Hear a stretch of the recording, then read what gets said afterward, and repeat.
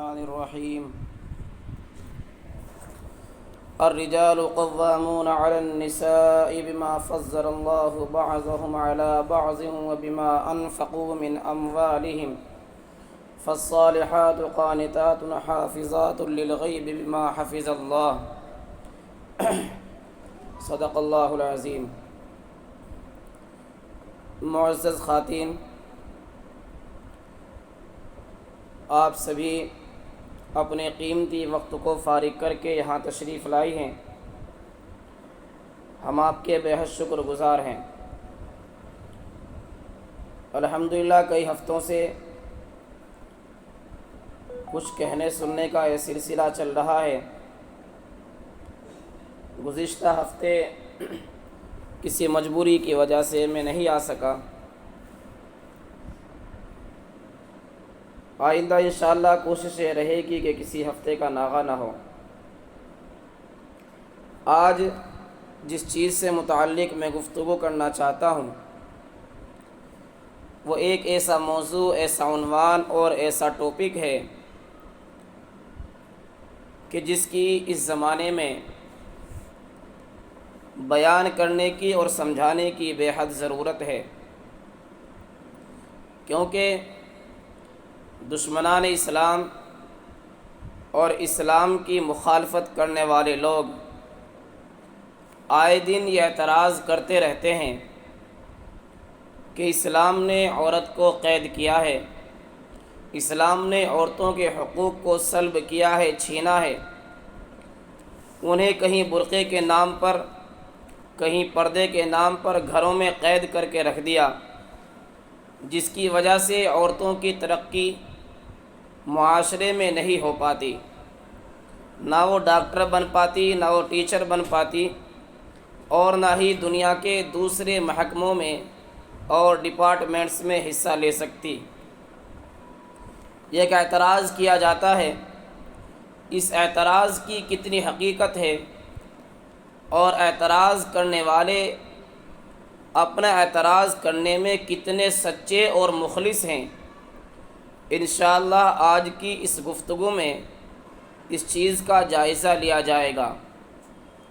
سب سے پہلے ہم یہ بات کرتے ہیں کہ اسلام سے پہلے یہ دنیا عورت کو کتنی عزت دیا کرتی تھی. غور کریں تو انسانی معاشرے میں عورتوں کا جو کردار ہے وہ نہایت ہی قابل احترام ہے.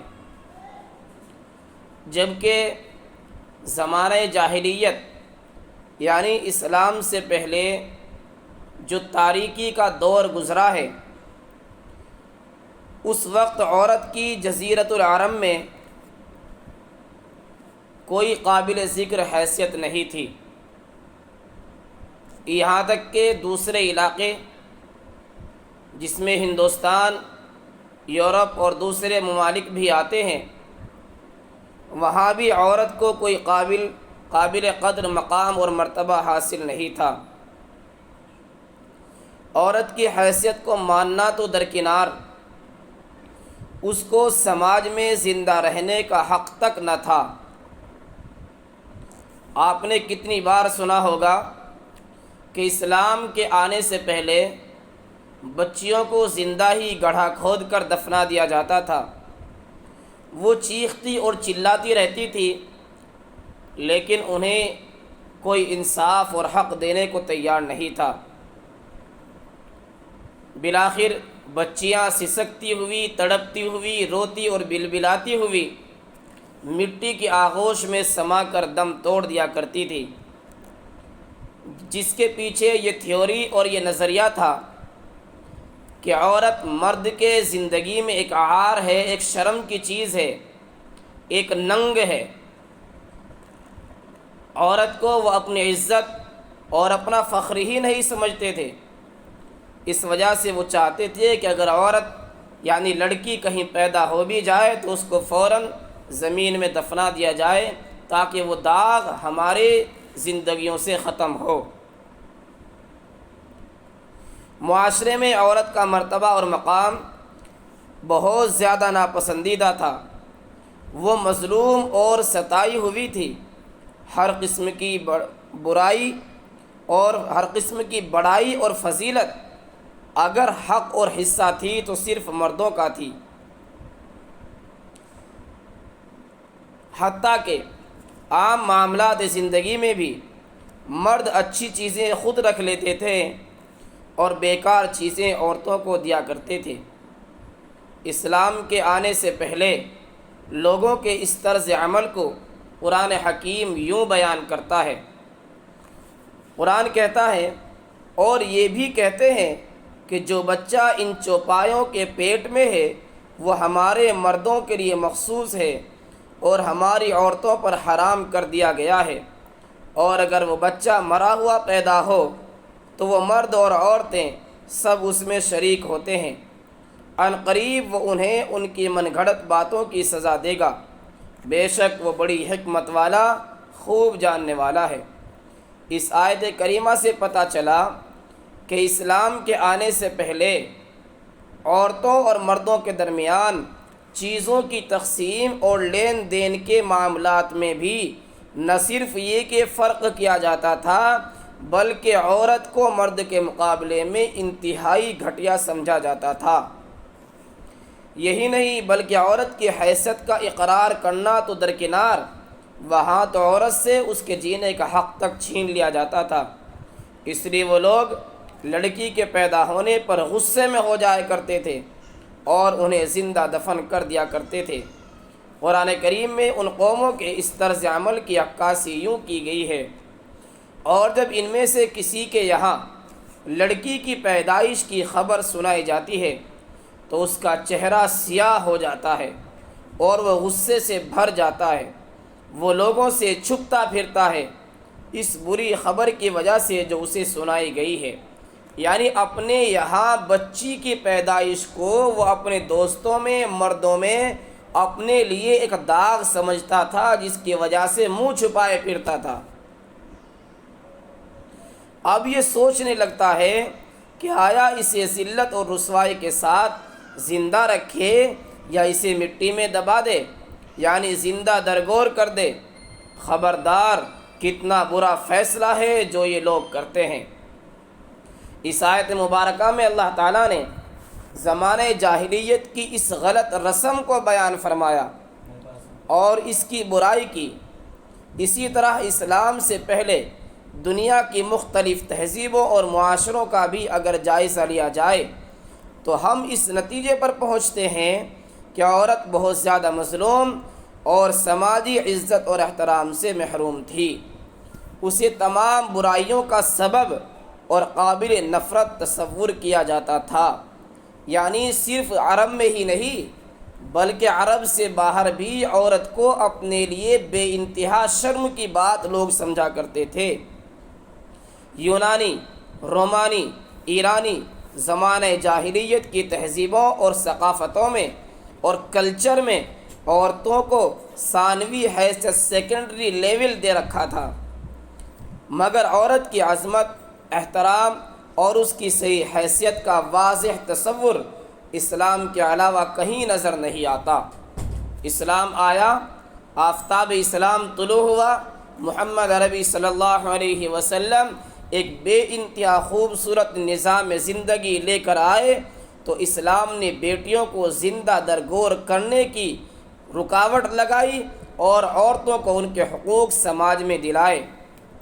دور جاہلیت کی اس رسم بد کا قلع قمع کیا اور عورت کو بلند مقام عطا کیا جس کی وہ مستحق تھی۔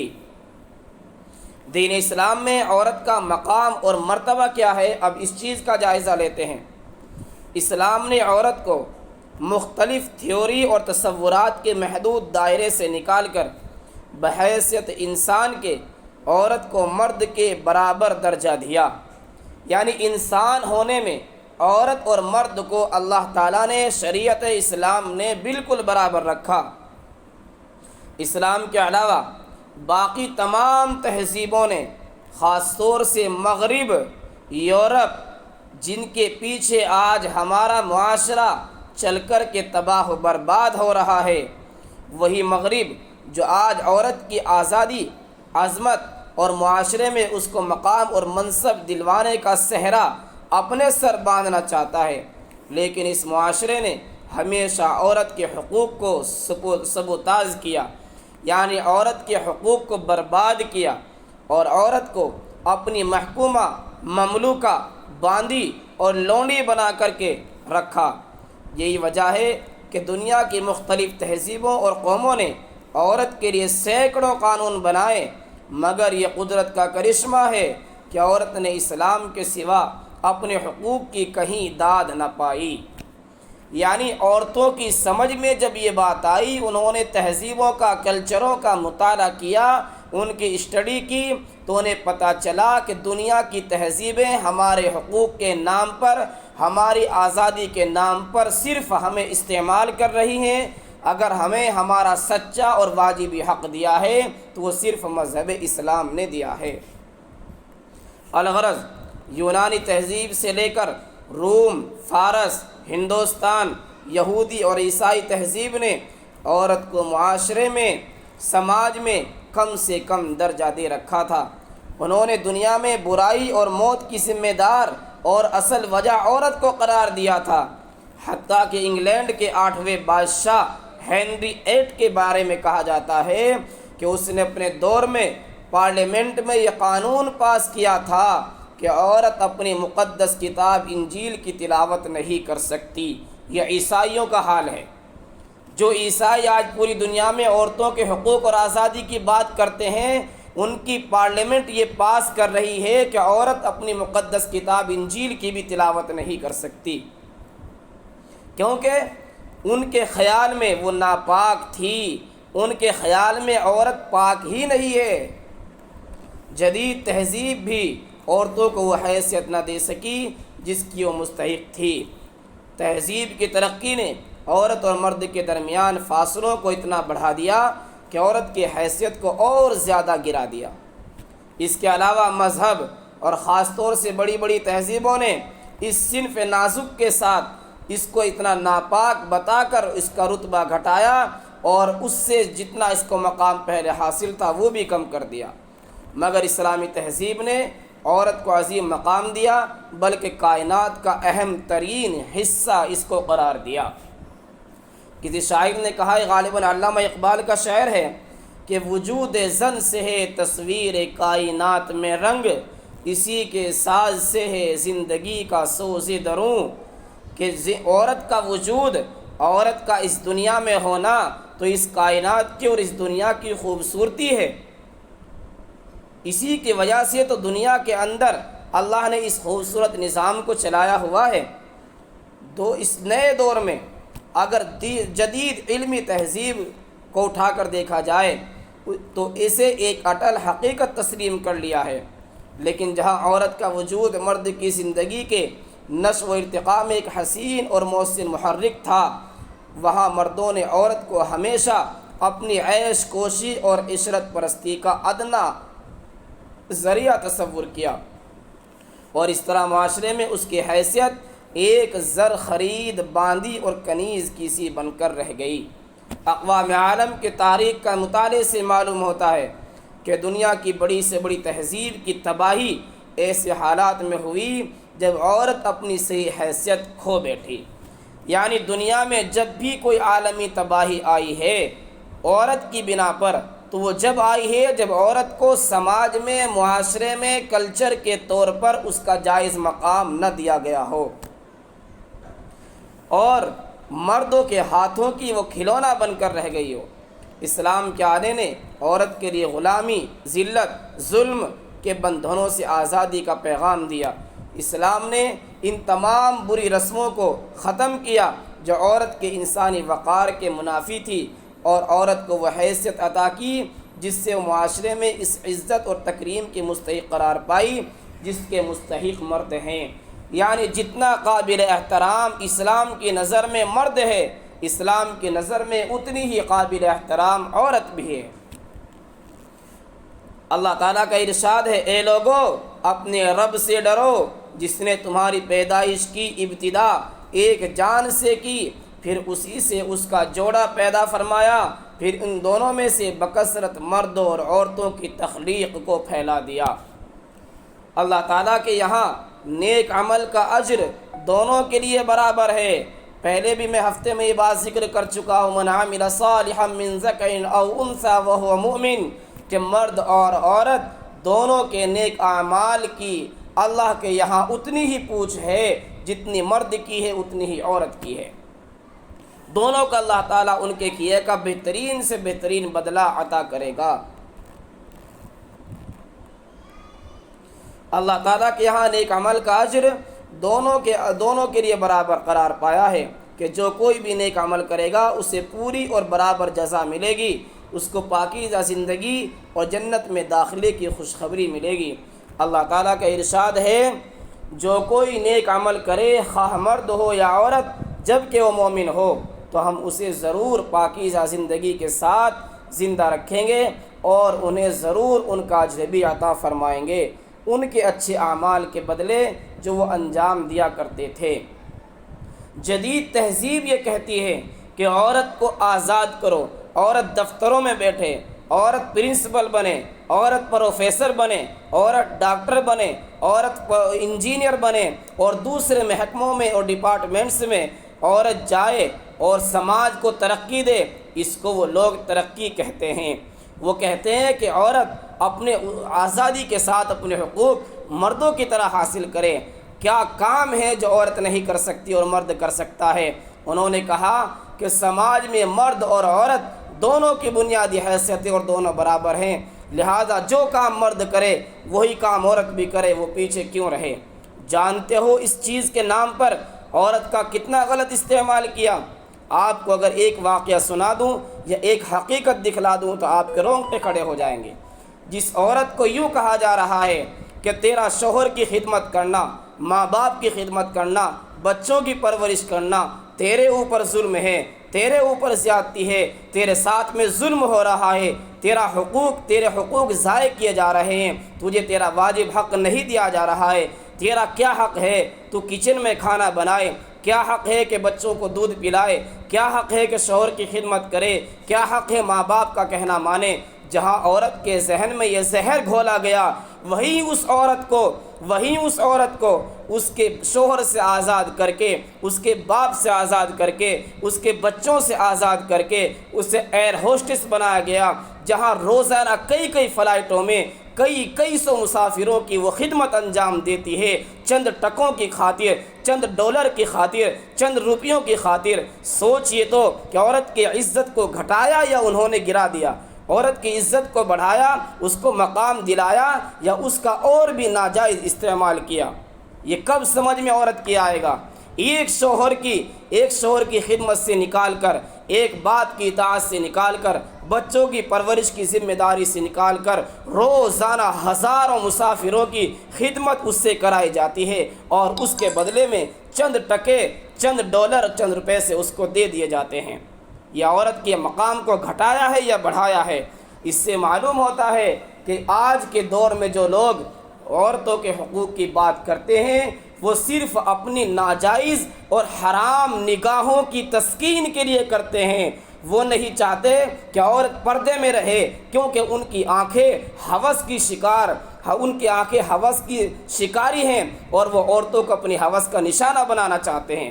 انہوں نے عورتوں کو کپڑوں سے آزاد کیا، پردے سے آزاد کیا، گھروں سے باہر نکالا۔ انہوں نے دفتروں کی زینت بنا کر کے فرسٹ ٹیبل پر ان کو بٹھایا، تاکہ آنے والا ہر غیر مرد، ہر گندی اور اچھی نظر والا انسان انہیں دیکھے، ان پر بری نظر ڈالے، ان پر بے حیائی کی نگاہیں ڈالے، ان کے بارے میں غلط گمان کرے، ان کے بارے میں غلط تصور کرے۔ عورت کو گھروں کی عزتوں سے اٹھا کر کے دفتروں کی ذلت میں گھسا دیا گیا۔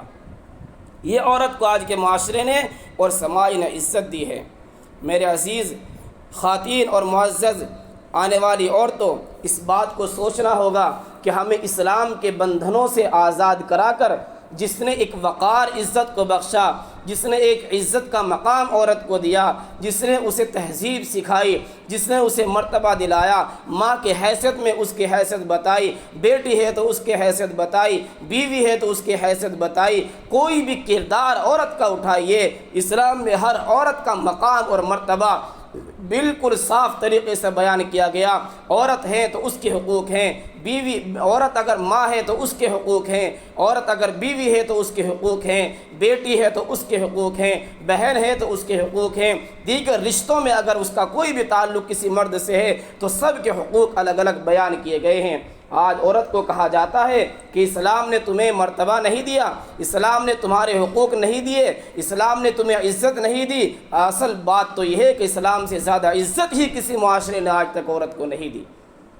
یہ بہت بڑا بہتان ہے، اور یہ اپنی وہ گندی اور ناپاک نظروں کے سکون کے لیے آپ کے ذہنوں میں زہر گھولتے ہیں کہ آپ گھروں سے باہر نکل آئیے تاکہ ہماری گندی نظریں جو آپ کے محفوظ مکانوں میں نہیں پہنچ سکتی آپ کو آسانی سے دیکھ سکیں، ہماری ناجائز خواہشات جو آپ کے مکانوں میں رہ کر کے ہماری پوری نہیں ہو سکتی، ہم کہیں سڑکوں پر، چوراہوں پر، پارکوں میں اور ناجائز جگہوں پر آپ کو استعمال کر سکیں۔ اس وجہ سے عورتوں کو باہر نکالا جا رہا ہے۔ ان کے نظریات، ان کا تصور، ان کی تھیوری، ان کا مقصد ہرگز درست نہیں ہے۔ یہ آپ کو اپنی ہوس کا نشانہ بنانا چاہتے ہیں۔ عورت جو بھی ان کے جھانسے میں آئی، جس نے بھی ان کی باتوں کو مانا، جو بھی ان کے کہنے میں پھنس گئی، اس کی عزتوں کا جنازہ نکل گیا۔ کہیں پارکوں میں عزتیں لٹی، کہیں اور جگہوں پر، کہیں بسوں میں، کہیں چوراہوں پر، کہیں جہازوں میں اس کی عزت کا سودا کیا گیا، کہیں کوٹھوں پر اس کو بیچا گیا۔ اسی وجہ سے تو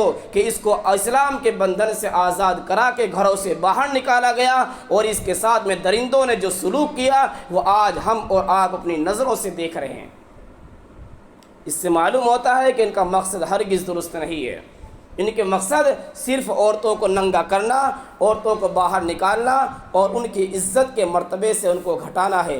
ان کو چڑ ہے اس بات سے کہ اسلام نے ان کے حقوق ان کو کیوں دیے ہیں، ان کو چڑ ہے اس بات سے کہ اسلام ماں کی حیثیت کو کیوں بتاتا ہے، ان کو بڑی الرجی ہے اس بات سے کہ اسلام بہن بھائی کے حقوق کیوں سمجھاتا ہے، ان کو بہت زیادہ خلیش ہے اس بات سے کہ مرد اور عورت، میاں بیوی کے حقوق اسلام کیوں بتاتا ہے، کیوں ان کے حقوق دلواتا ہے، ان کو اس بات سے چڑ ہے۔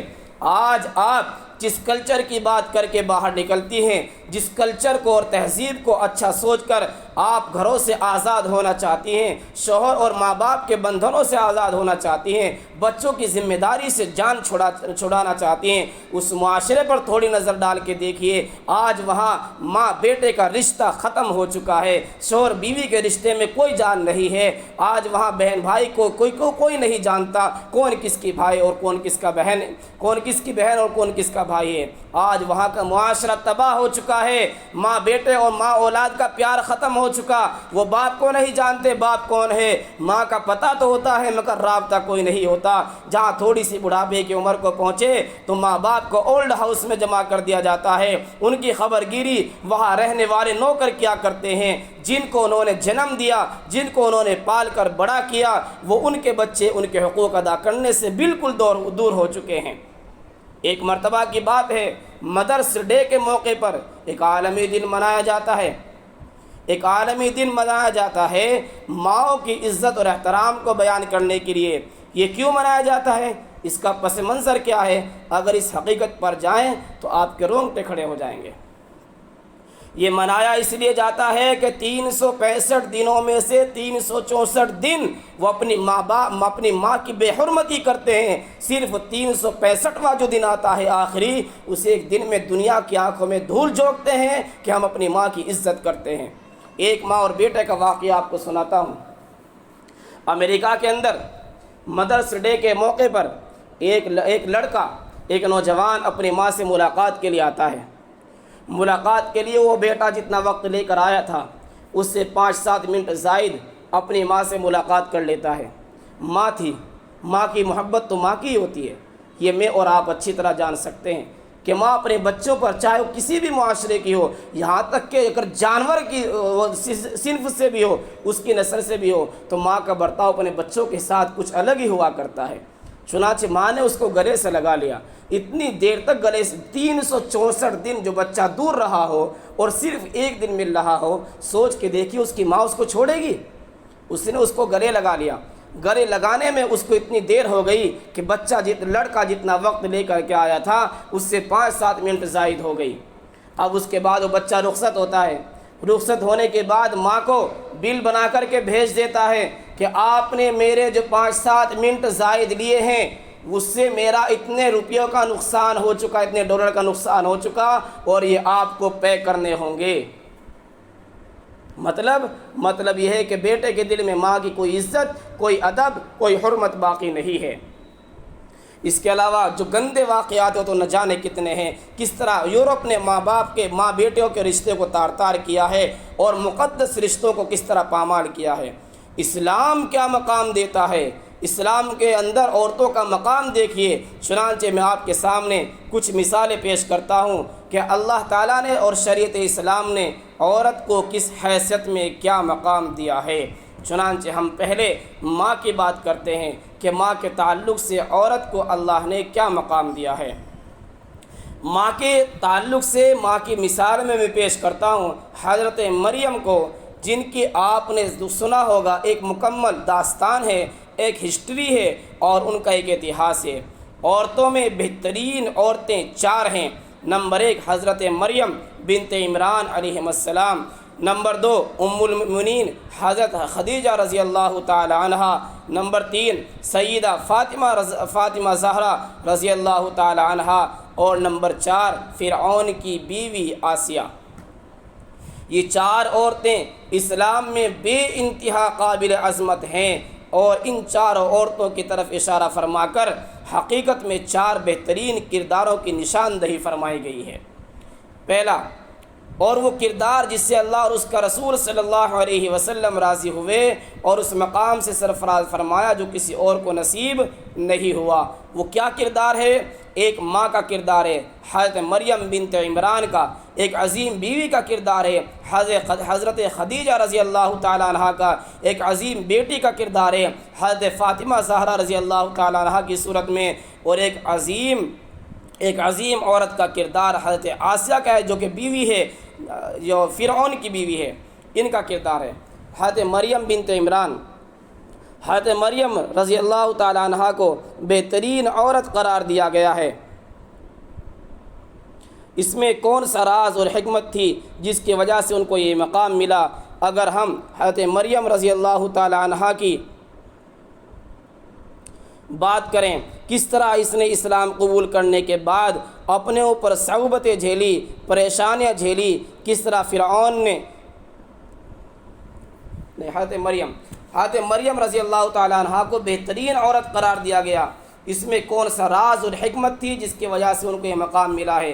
اگر ہم حضرت مریم کی سیرت کا مطالعہ کریں تو ہمیں پتہ چلتا ہے کہ وہ عورت ہو کر اللہ کی بہت بڑی ولیہ، کاملہ، شاکرہ، صابرہ تھی، اللہ کی ذات پر اول و آخر اعتماد رکھتی تھی۔ انہوں نے اللہ کی رضا کے لیے خاندان کے طعنوں کو صبر کے ساتھ برداشت کیا۔ سن لیجئے کان کھول کر کے، خاندان کے وہ طعنے جو کوئی عورت برداشت نہیں کر سکتی، وہ خاندان کے طعنے انہوں نے بڑی ہی اللہ کے ذات پر بھروسہ کرتے ہوئے برداشت کیا ہے۔ وہ ایک ایسے عظیم بیٹے کی ماں بننے والی تھی جو اللہ کا نبی اور رسول تھا، اور اتنی پاک دامن و پاک باز تھی کہ ان کی پاکیزگی کی گواہی حضرت عیسیٰ علیہ السلام نے بچپن کی حالت میں دی، جس عمر میں کوئی بچہ آج تک بولا نہیں ہے۔ اس عمر میں حضرت عیسیٰ علیہ السلام نے ان کی پاک دامنی کی گواہی دی۔ یہ وہ صفات تھی جن کی وجہ سے اللہ تعالیٰ نے آپ کو یہ مقام عطا فرمایا کہ عورتوں میں آپ کو منتخب فرمایا، اور اس کا ذکر اپنی کتاب میں اس طرح ارشاد فرمایا۔ اور جب فرشتوں نے کہا وَإِذْ قَالَتِ الْمَلَائِكَةُ يَا مَرْيَمُ إِنَّ اللَّهَ اصْطَفَاكِ وَطَهَّرَكِ عَلَى نِسَاءِ الْعَالَمِينَ، بے شک اللہ نے تمہیں منتخب کر لیا ہے اور تمہیں پاکیزگی عطا کی ہے، اور تمہیں آج سارے جہان کی عورتوں پر فضیلت دی ہے، برگزیدہ بنا دیا ہے۔ پتہ چلا کہ جو کوئی عورت اپنے آپ کو اپنے خدا کے سپرد کر دے، اس کے محبوب صلی اللہ علیہ وسلم اور اس کے دین کی سربلندی کے لیے وقف کر دے، تو اللہ تعالیٰ اس کو متبرک کر دیتا ہے، بابرکت بنا دیتا ہے، اور دوسروں کی دعاؤں کی قبولیت کی جگہ بنا دیتا ہے۔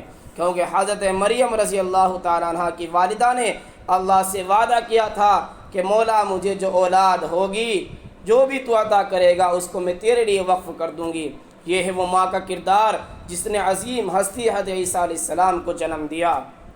اور آج بھی ضرورت ہے کہ جو ماں چاہتی ہے، جو ماں تمنا رکھتی ہے، جس ماں کی یہ خواہش اور آرزو ہو کہ میرا بچہ نیک ہو، میرا بچہ پاک باز ہو، میرا بچہ میرا خدمت گزار ہو، میرا بچہ وفادار ہو، میرا بچہ دین اور اسلام اور میرا اور میرے شوہر کا وفادار نکلے، ہمارا خدمت گزار نکلے، اگر وہ چاہتی ہے تو اسے بھی حضرت مریم کا کردار اپنانا ہوگا۔ کسی شاعر نے کہا ہے، ماں کی ہر گود تو ہے آج بھی مریم کی طرح، ماں کی ہر گود تو ہے آج بھی مریم کی طرح، یہ الگ بات ہے عیسیٰ نہیں پیدا ہوتا۔ عیسیٰ کیوں پیدا نہیں ہوتا؟ اچھے کردار پیدا کیوں نہیں ہوتے؟ جنید بغدادی پیدا کیوں نہیں ہوتے؟ خواجہ قطب الدین بختیار کاکی پیدا کیوں نہیں ہوتے؟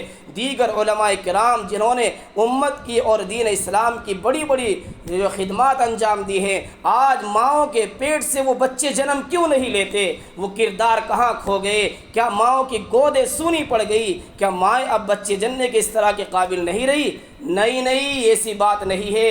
اولاد کا سلسلہ تو آج بھی اسی طرح جاری ہے جس طرح پہلے تھا۔ آج بھی بچے کی پیدائش کا وہی طریقہ ہے جس طرح پہلے سے تھا، مگر بات یہ ہے کہ آج عورتوں کی تمنائیں وہ نہیں رہی جو تمنائیں پہلی عورتوں کی تھی۔ آج اپنے بچوں کے اندر عورتیں شاہ رخ خان، سلمان خان اور دیگر فلمی کردار تو دیکھتی ہیں، آج گندے ایکٹر تو دیکھتی ہیں، آج دنیا کے تعلق سے بننے والے ہیرو تو دیکھتی ہیں، مگر انہیں اولیاء کرام نظر نہیں آتے، انہیں انبیاء کرام ان کا مقصد نہیں ہوتا، نیک اور دیندار لوگ ان کے سامنے نہیں ہوتے۔ یہ وجہ ہے کہ ان کی پیٹ سے جنم لینے والے بچے بھی اعلیٰ کردار اور اعلیٰ اخلاق کے حامل نہیں ہوتے۔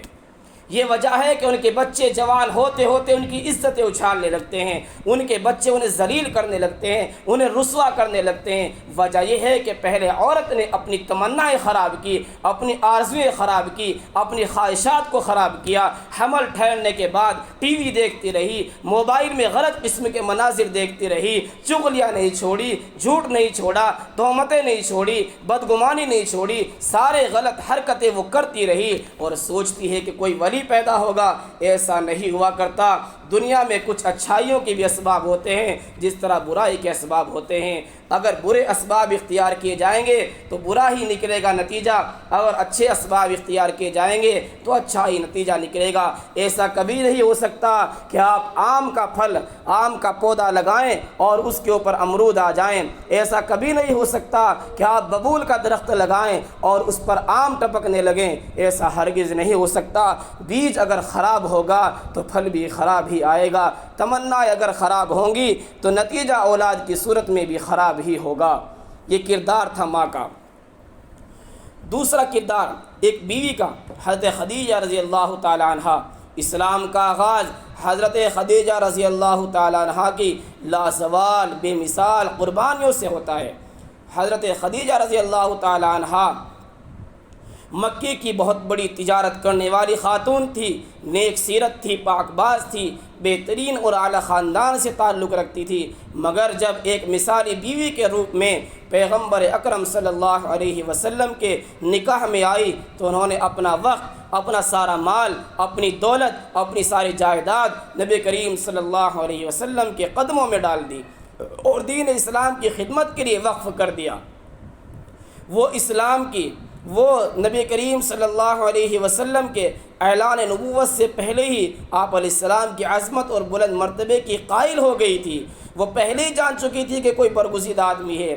حضرت خدیجہ رضی اللہ تعالی عنہ کو نہ صرف نبی کریم صلی اللہ علیہ وسلم کے نکاح میں آنے کا شرف حاصل ہوا بلکہ آپ ام المؤمنین بھی کہلائی، یعنی اب قیامت تک آنے والے جتنے بھی ایمان والے ہوں گے ان سب کی ماں کہلائی، سب کی ماں۔ جس طرح اپنی ماں کی عزت و احترام ہر ایک ایمان والے کے ذمے ہے، اسی طرح سیدہ خدیجہ رضی اللہ تعالی عنہ کا عزت اور ان کے احترام بھی ہر ایک ایمان والے کے ایمان کا حصہ ہے۔ اگر کسی ایک نبی کریم صلی اللہ علیہ وسلم کی زوجہ مطہرہ کے تعلق سے دل میں بدگمانی آ جائے، ان کے کردار کو غلط سمجھ لیا جائے، تھوڑا سا بھی شبہ گر ہو جائے تو ایمان باقی نہیں رہے گا۔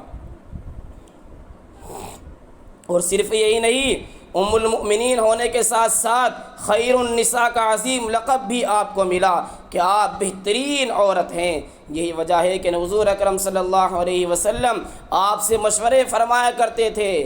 گویا ایک عظیم بیوی کا کردار اس بات کا تقاضا کرتا ہے کہ وہ دین کی محنت میں دین کا کام کرنے والے اپنے شوہروں کا ساتھ دیں، یہاں تک کہ وقت آنے پر اپنے پاس اگر مال ہے، دولت ہے، تو وہ بھی اپنے شوہر کے قدموں میں دین کی سربلندی کے لیے ڈال دیں، تب اللہ کی طرف سے خوشخبریاں ان کو ملتی ہیں۔ تیسرا کردار ہے بیٹی کا، سیدہ فاطمہ الزہرا رضی اللہ تعالیٰ عنہا کی صورت میں آپ بھی ایک عظیم مرتبہ اور ہماگیر کردار کے مالک ہیں، جو ایک بیٹی کے روپ میں، ایک ماں کی شکل میں، ایک بیوی کے کردار میں قیامت تک آنے والی ماؤں، بہنوں اور بیٹیوں کے لیے نمونہ ہے۔ حضرت فاطمہ رضی اللہ تعالیٰ عنہ کا جو کردار ہے، تین حیثیت کو ایک وقت میں ثابت کرتا ہے۔ پیارے آقا صلی اللہ علیہ وسلم کی بیٹی ہونے کا شرف، حضرت علی مرتضیٰ رضی اللہ تعالیٰ عنہما رضی اللہ تعالیٰ عنہ کی بیوی ہونے کا مقام اور مرتبہ اور شرف، اور سیدنا حسنین رضی اللہ تعالیٰ عنہما کی والدہ ہونے کا شرف، یعنی ماں، بیوی اور بیٹی تینوں کردار کا ایک نمونہ فاطمہ الزہرا رضی اللہ تعالیٰ عنہا ہیں۔ بہنوں اور بیٹیوں کے لیے آپ نمونہ حیات ہیں۔ اگر کوئی عورت چاہے کہ میں پاکیزہ اسلام کے مطابق زندگی گزاروں تو سیدہ فاطمہ رضی اللہ تعالی عنہا کا کردار اور نمونہ اپنے سامنے رکھے، انشاءاللہ کامیاب زندگی گزارے گی، بہترین بیٹی کہلائے گی، بہترین بیوی کہلائے گی، بہترین ماں کہلائے گی۔ آپ نے بیٹی ہونے کا بھی حق ادا کیا، بیوی ہونے کا بھی حق ادا کیا، اور ماں ہونے کا بھی حق ادا کیا۔ سیدہ فاطمہ رضی اللہ تعالی عنہا کے نقش قدم پر اگر کوئی عورت چلے گی تو اپنی منزل پا جائے گی۔ آپ کو اگر بیٹی کے روپ میں دیکھو تو اپنے بابا حضور اکرم صلی اللہ علیہ وسلم کی خدمت کرتی نظر آتی ہیں، اگر بیوی کے روپ میں دیکھو تو اطاعت شیاری کے ساتھ اپنے خاوند حضرت علی رضی اللہ تعالیٰ عنہ شیر خدا کی خدمت کے ساتھ اللہ کی بارگاہ میں سجدہ ریز بھی نظر آتی ہیں۔ ماں کے روپ میں اگر دیکھو تو ایسے عظیم تربیت یافتہ دو شہزادے حضرات حسنین کریمین رضی اللہ عنہما تیار کیے کہ جنہوں نے دین مصطفیٰ صلی اللہ علیہ وسلم کے چراغ کو اپنے مقدس لہو سے روشن کر دیا۔ ایک ماں کے لیے یہ چیز بھی بہت ضروری ہے کہ وہ بچوں کی تربیت کیسی کرتی ہیں۔ بچوں کی تربیت ایسی کیجیے جیسی فاطمہ الزہرا نے حضرت حسن اور حضرت حسین کی تربیت کی تھی۔ آج کی ماؤں کا اگر کردار دیکھیں تو اپنے بچوں کو نیند سے جگانے کو تیار نہیں، صبح کی بچوں کی نیند ان کو پیاری ہے، اتنی پیاری ہے کہ بچوں کی اس خوشی پر وہ دینی تعلیم کو بھی قربان کر دیتی ہیں، بچے کو اٹھانے کو تیار نہیں، ان کی ہر تمنا پوری کرنے کو تیار ہیں، مگر انہیں تعلیم دلانے کو تیار نہیں، انہیں دین کے زیور سے آراستہ کرانے کو تیار نہیں۔ آج بچوں کا ایسا ڈر ماں باپ کے دلوں میں بیٹھا ہوا ہے کہ ان کی مرضی کے کوئی خلاف قدم اٹھا ہی نہیں سکتے۔ ماں باپ اپنے آپ کو ایسا ڈرایا ہوا ہے بچوں سے۔ ارے سوچو، بچے ہیں بھائی، آپ ان پر اگر کنٹرول نہیں کرو گے وہ آپ پر کنٹرول کر لیں گے، اور یاد رکھو اگر آپ پر ان کا کنٹرول چل گیا تو پھر آپ کے گھر کو تباہی سے کوئی نہیں بچا سکتا، پھر یہ آپ کے کردار کو بھی داغدار کریں گے، آپ کی دولت کا بھی غلط استعمال کریں گے۔ بہرحال اس چیز میں نے اشارہ کیا، انشاءاللہ کبھی تفصیل سے اس بات پر گفتگو ہوگی کہ تربیت بچوں کی کس طرح کرنی چاہیے۔ ایک کردار ہے حضرت آسیہ رضی اللہ تعالی عنہ کا۔ حضرت آسیہ رضی اللہ تعالی عنہ ایک بدنام زمانہ شخص گزرا ہے، فرعون کا نام سنتے ہی مسلمانوں کے ذہن میں کتنی برائی آ جاتی ہے۔ اسی کی بیوی ہے حضرت آسیہ۔ کون سا کردار، ان کا عمل اور فعل ایسا تھا جس نے اس خاتون کو، جو کہ فرعون ظالم بادشاہ کی بیوی تھی، عظمتوں کے اس مقام پر پہنچا دیا کہ جس پر آج دنیا رشک کیا کرتی ہے۔ یہ عظیم کردار ایک عورت کو اس کے حیثیت کی راہ دکھلاتا ہے، اور ظاہری عیش و عشرت، بناؤ سنگار، شاہانہ ٹھاٹ باٹ، شاہانہ زندگی کو اللہ کی رضا کی خاطر اس کی محبت کے لیے قربان کر دینے کا درس دیتا ہے۔ شاہی گھرانے میں رہنے والی بادشاہ کی بیوی ملکہ، اور اس نے دین کے لیے کیا قربانیاں پیش کی ہیں، اللہ اکبر۔ شاہانہ زندگی کو لات مار دی، ظلم سہے، ستم سہے، ہر طرح کے ظلم کے پہاڑ ان پر توڑے گئے، لیکن ٹس سے مس نہ ہوئی۔ موسیٰ علیہ السلام پر ایمان لے آئی تھی، کبھی ایمان سے نہ پھری۔ آج فاطمہ کا نام لینے والے، عائشہ کا نام لینے والے، خدیجۃ الکبریٰ کا نام لینے والے، امہات المؤمنین کی غلامی کا شرف حاصل کرنے والے، آج ان کا کردار یہ ہے۔ میں اگر بیان کروں آپ سے، جس دن شادی کے دن لڑکیاں میک اپ کرتی ہیں، اس دن پورے دن کی نمازیں ان کی بھی ختم ہو جاتی ہیں جو پابند نماز ہوا کرتی ہیں۔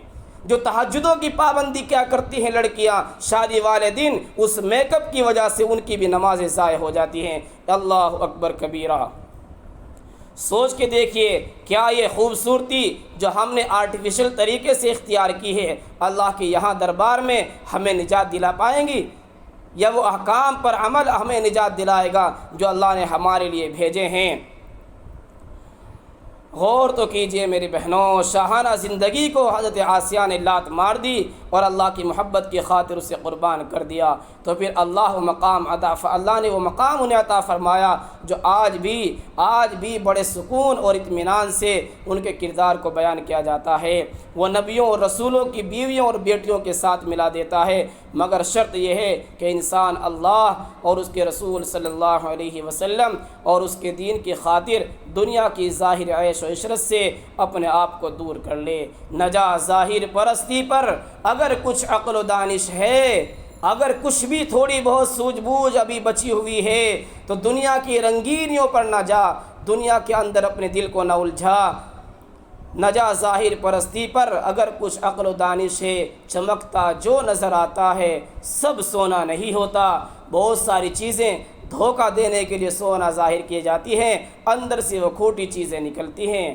رنگ رلیوں پہ زمانے کی نہ جانا اے دل، یہ خزاں ہے جو بانداز بہار آئی ہے۔ کبھی کبھی بہار بھی اپنے اندر خزاں کو چھپائے ہوئے ہوتی ہے۔ جو چیز ہمیں اچھی لگ رہی ہے، کتنی مرتبہ اس کا نتیجہ ہمارے خلاف نکلتا ہے۔ بہرحال معزز خواتین، اسی طرح اگر ہم ایک اور خاتون کا ذکر خیر کرنا چاہیں تو ہمیں حضرت ابراہیم علیہ السلام کی بیوی اور فرما بردار زوجہ حضرت ہاجرہ کا کردار بھی نظر آتا ہے کہ آپ نے کس طرح اللہ کے حکم کی تعمیل کی۔ آپ کے شوہر آپ کو مکے کی ایسی وادی میں جہاں جب تک کوئی گھرانہ آباد نہیں تھا، بالکل چٹیل میدان تھا، وہاں صرف اللہ کے حکم کی خاطر قربانی دے کر کے پیش ہوئی اور حاضر خدمت رہی۔ یہ قربانیاں ہیں میری بہنوں، میری ماں اور بہنوں، میری پاکیزہ ماں اور بہنوں، غور کرو کہ ہم کس کردار کی حامل ہیں۔ اسلام نے ہمیں کتنی عزت اور مرتبہ اور مقام عطا کیا ہے، اور ہم اپنے آپ کو کس درجے پر لے جا رہے ہیں۔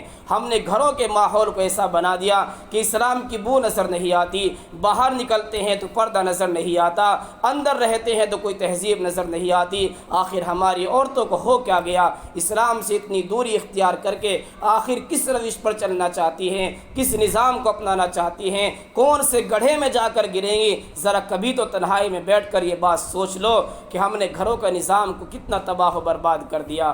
میری بہنوں، میں آپ سے کوئی بدگمانی کی وجہ سے یہ باتیں نہیں کہہ رہا ہوں، یہ سماج میں سب کچھ ہو رہا ہے، وہ صرف آپ کو سمجھا رہا ہوں۔ خدا را اگر کوئی کرتی ہے تو برا نہ مانے، چھوڑ دے اس حرکت کو، اور اگر نہیں کرتی تو ایسی حرکتوں سے بچ کر رہیں جس سے اسلام داغدار ہو، آپ کا کردار داغدار ہو۔ آپ اپنی بچیوں کو حیا سکھائیے۔